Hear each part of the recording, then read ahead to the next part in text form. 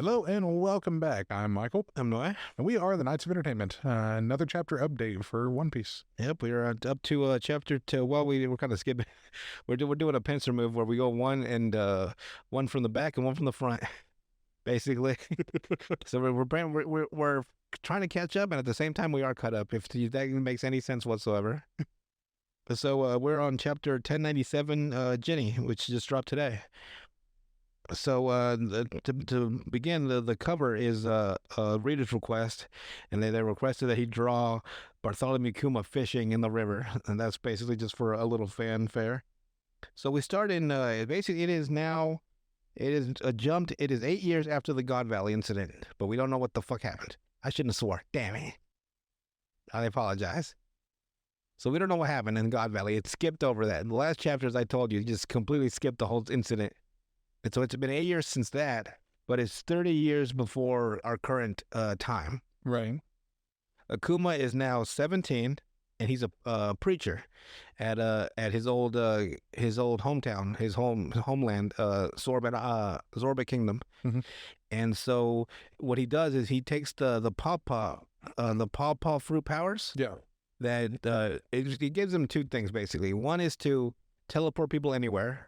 He swipes at them, and they get sent. They get put into a bubble, a little safety bubble, and they get just sent wherever. I don't know if he can control where they go, or if it's just random. But he can just send people hundreds of thousands, like even thousands of miles away. They just get gone. Mm-hmm. And his second ability is to pull from people pain and illness. I don't know if it's just light or if it can be extreme or moderate. In here, it says that he can take away people's pain and illness, any light pain or illness, and he kind of basically what he does, he pushes it out with his powers. Right. Like there's no pawpaw. There's no other way. That's what it's called, the pawpaw fruit. There's no other way to say it. It sounds so weird saying pawpaw powers, like it's a puppy patrol or something. Pawpaw power. So every Sunday, people in his village, or maybe the whole southern side of the kingdom, they visit Kuma because can work miracles. Like he can, like if their back hurts, he can push out the pain, and they feel great. If they've got a cold, he can push that out. Whatever it is, he can push it away, and so people love him. And he's so kind that he's willing to do it for no fee. He's a preacher, like he just wants to help his flock, I guess. Right. But Jenny, who's living there with him too, she's now 21, and it's that trope where you have the reserved, shy male and the real loud female in a relationship. You know what I mean? Oh yeah. He's the quiet one, and she's the loud one. Right. And if it wasn't true, it would be one of those tropes that gets boring, right? But when it's true, those tropes never get old, Right. because it's just reality. You will always see that type of couple. I've had that type of couple because I once had a really reserved man say that when I told him we don't have any balloons, he got on the phone, and then I had to speak to his wife because she wanted him to pass the phone to me. And I'm like, I looked him dead in his eyes, like you are the spineless man I've ever seen in my life. So I gotta get yelled at because you don't want to get yelled at. So they want him. They want all the people want him to open up for the weekday, Right. take all their pain throughout the week. And Ginny's like, no, only Sundays. And so they call her. She's apparently like she's so hot that every man on the island wants her, but she only wants to hang out with Kuma. Right. So they all leave for the day. And here's the drawback of his power. All that pain that he accumulates gets left in a bubble. It's like I don't know I guess anyone can see it if they show him. So it's this big bubble of just pain and anguish, I guess, and all this stuff, illness. And if no one takes it, it goes back to the original people eventually. Right. So after the day of taking people's illnesses and pain, Kuma absorbs it all himself and just gets completely torn up inside. Like he gets every back pain, every like illness, and it just tears him apart. So that's why he can't do it every day. So he's so selfless that He's basically a sin eater. yeah. So that's basically what he's doing. Yeah. And the flock and the people that come for help, they don't even know he's doing it. that it causes him extreme pain because he's taking all their pain himself, Right. and because he's a buccaneer, he's physically stronger than normal people, so he can probably take a lot more than they can. Right. But it still like puts him in bed for like a week, and only Jenny knows about this. So that's why she's so mad at him all the time. But the people need him to do that for him because they need to stay healthy to keep working, because the local king in Zorban, King Bekuri, he's one of those bootlickers for the he's not a celestial dragon himself, but he sucks up to him, Yeah. and they got to pay like a heavenly tribute like every year or every week or something. And if you couldn't afford to pay, he throws you in jail. And if you get thrown in jail, it's basically a death sentence because he wouldn't even pay for food. So like he'll just let you starve in prison. And so after that, we jump 25 years ago, which is now Akuma's 22. Mhm. And Jenny's, I guess, if she was 21, he was 17. What does that make her? 17, 18, 19, 20. That's 4 years or 5 years? 5. So he's 22. She's now 27. So she's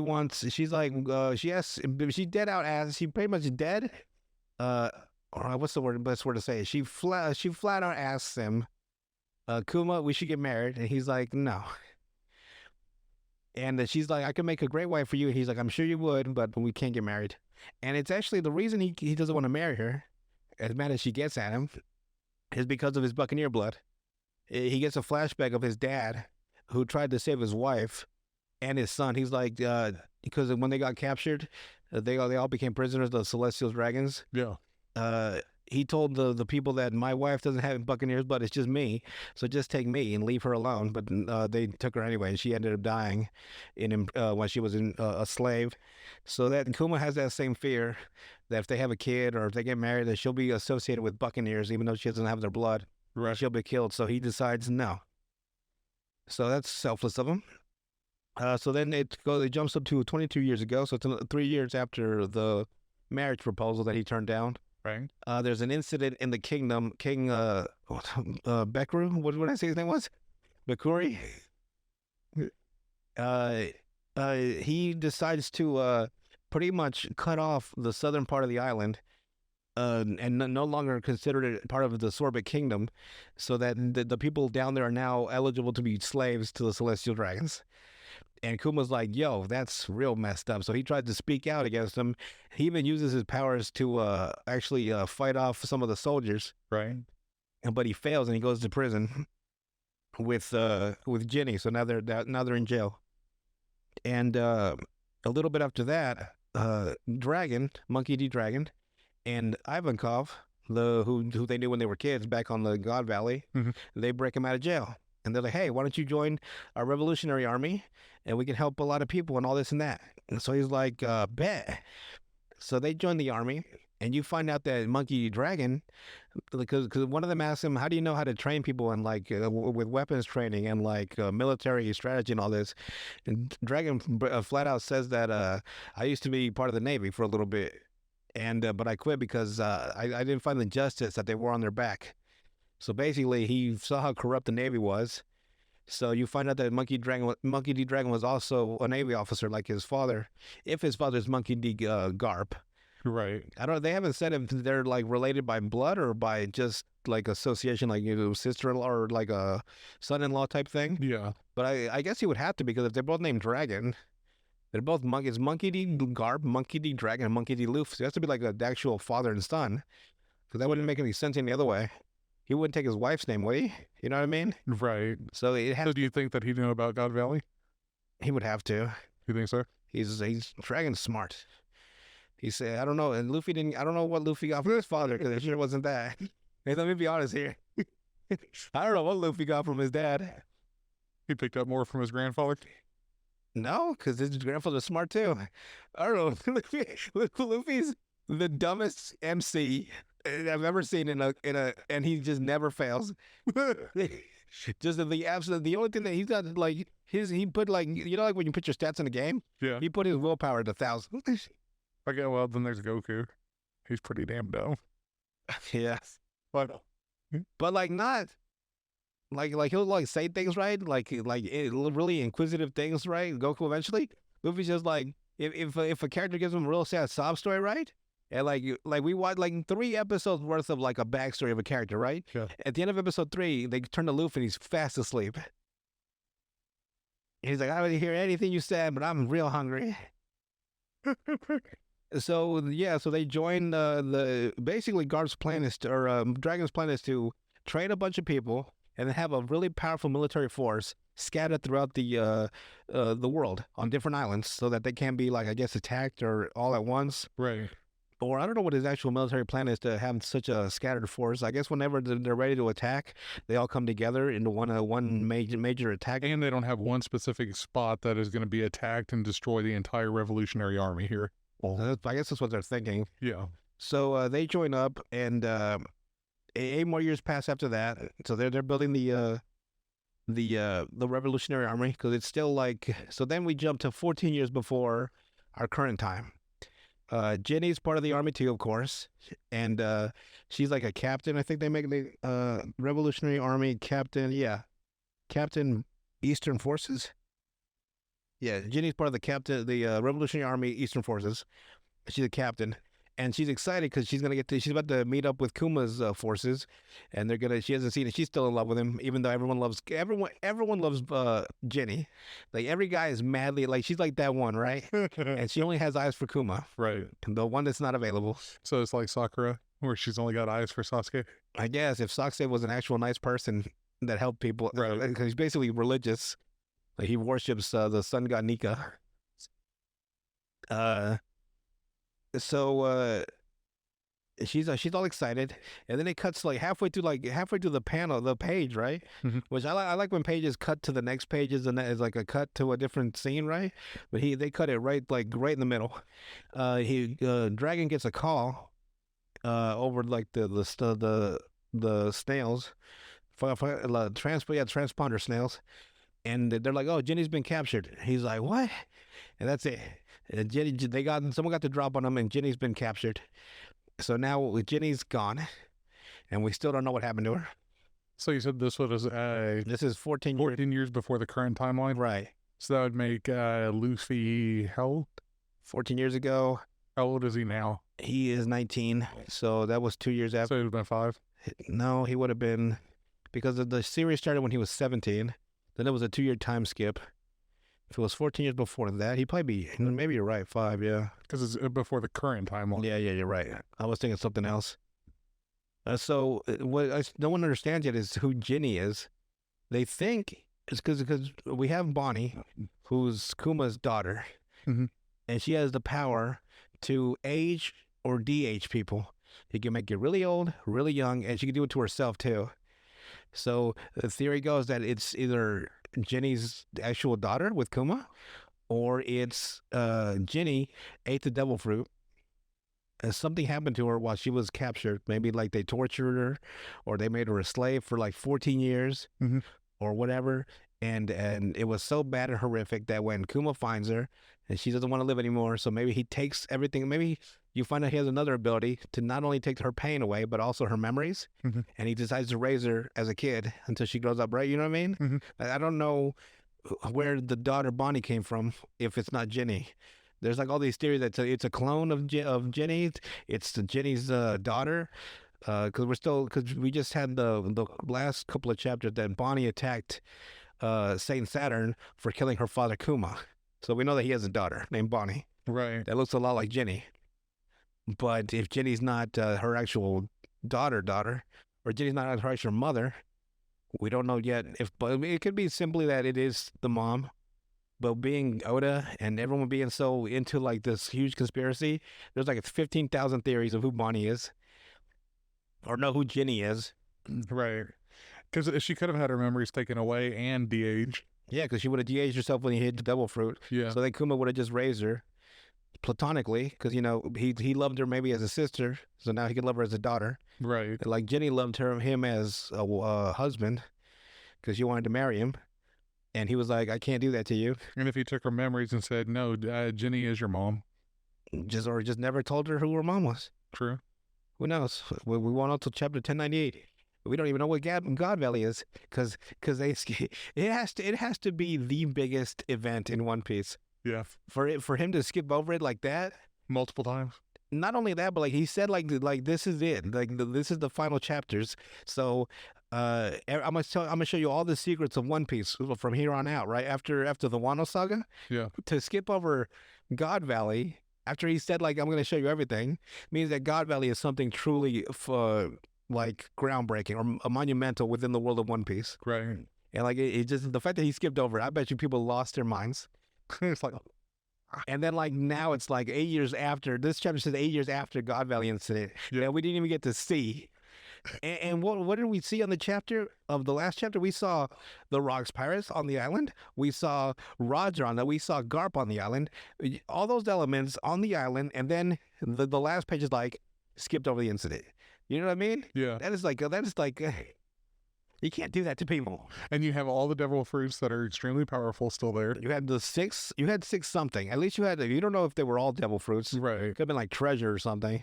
In the other ones, like a key to like a fountain of gold or something. Mhm. But we know there was two. We know it was a pawpaw fruit was there because Kuma got it there.